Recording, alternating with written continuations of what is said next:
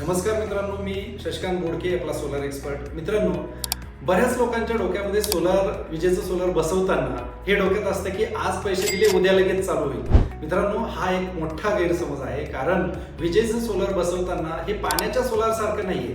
हे विजेचं सोलार तुम्हाला माहिती आहे की MSCB बरोबर कनेक्ट असतं आणि त्याच्या बऱ्याच प्रोसेस असतात. त्यामुळे हे आज तुम्ही पैसे दिले उद्या चालू होईल असं अजिबात नसतं. प्रत्येकाने यामध्ये संयम ठेवणं गरजेचं आहे. बरेच ग्राहक आम्हाला भेटतात आणि म्हणतात, सर आम्ही पैसे देऊन 8 दिवस झाले, अजून सोलर चालू नाही झालं.